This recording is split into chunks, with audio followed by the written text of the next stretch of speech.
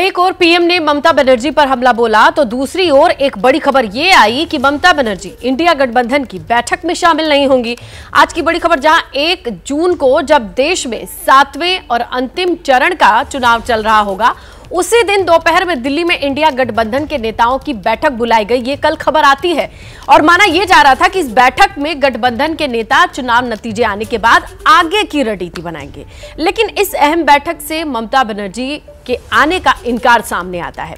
ममता का कहना है कि उस दिन बंगाल में वोटिंग है और साइक्लोन रेमल से प्रभावित लोगों के लिए राहत कार्य पर उनकी नजर है, ऐसे में वो इस मीटिंग में नहीं आ सकती हैं।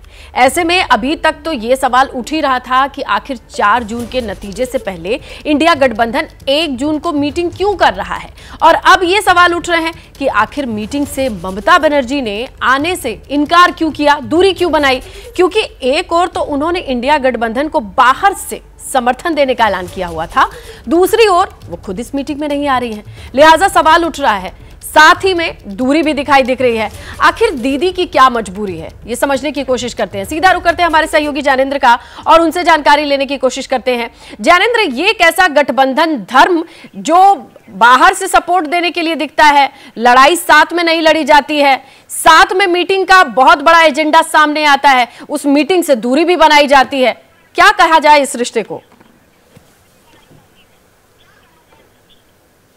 बिल्कुल निश्चित तौर पर ममता बनर्जी का जो रुख रहा है वो शुरू से ही वो पहले वो इंडिया गठबंधन के जो शुरुआती दल थे उसमें शामिल थी, लेकिन बाद में सीट बंटवारे पर जो है वो बात नहीं बनी और इसके बाद बंगाल में ममता बनर्जी जो है वो अलग लड़ रही हैं। हालांकि इस बात का ख्याल रखा खासतौर पे टीएमसी नेतृत्व और कांग्रेस नेतृत्व ने कि एक दूसरे पर निशाना नहीं साधा। हालांकि पश्चिम बंगाल कांग्रेस के अध्यक्ष अधीर रंजन चौधरी ने चुनाव प्रचार के दौरान जरूर ममता बनर्जी और टीएमसी पर निशाना साधा। बहरहाल अब चुनाव जो है वो लगभग खत्म है। आखिरी चरण के दिन इंडिया गठबंधन ने जो बैठक बुलाई है उसका न्योता ममता बनर्जी को भी दिया गया, लेकिन ममता बनर्जी ने ये कांग्रेस लीडरशिप को कम्युनिकेट किया कि चूंकि आखिरी चरण के लिए कलकत्ता में और पश्चिम बंगाल की कई सीटों पर वोटिंग हो रही होगी 1 जून को, ऐसे में उनका आना जो है वो संभव नहीं हो पाएगा। हालांकि देखिए, साफ तौर पर अगर वो खुद नहीं आ सकती तो वो अपनी तरफ से कोई प्रतिनिधि जरूर भेज सकती थी। डेरेक ओब्रायन उनके साथ मीटिंग में शामिल होते रहे इंडिया गठबंधन के, लेकिन अब तक टीएमसी ने ये साफ नहीं किया है कि ममता की जगह क्या कोई। सीधा रुख करते हैं हमारे सहयोगी अभिषेक उपाध्याय का, उनसे समझने की कोशिश करते हैं कि अभिषेक, अगर इसी तरीके से चलता रहा, जिस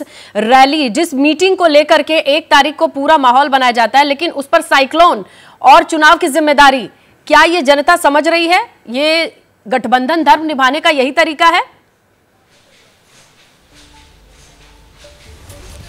स्नेहलता, 2 बातें हैं। पहली बात तो ये, हमारे सोर्सेस कहते हैं कि ममता बनर्जी को लूप में नहीं लिया गया था जब ये बैठक बुलाई गई 1 तारीख को, तो उसके पहले कंसल्टेशन होता है और वो इसलिए भी नहीं लिया गया था कि ममता बनर्जी, ये जो पूरा चुनाव चल रहा है, इस पूरे चुनाव में इंडिया गठबंधन के जिस तरह से बाकी घटक साथ हैं उस तरह से वो साथ नहीं है, तो इसलिए वो दूरी अभी नहीं आई है, वो दूरी शुरू से ही है।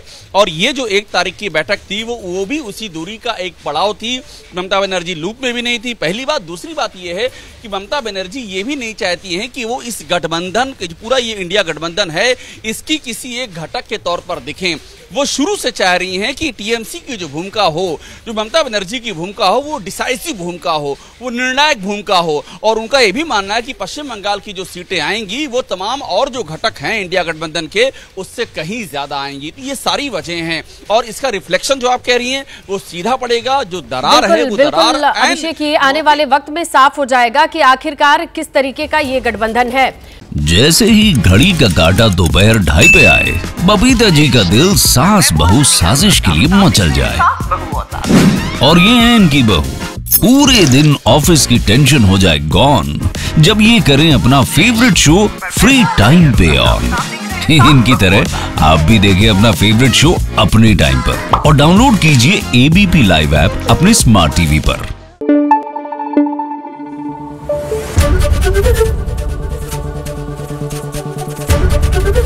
एबीपी न्यूज आपको रखे आगे।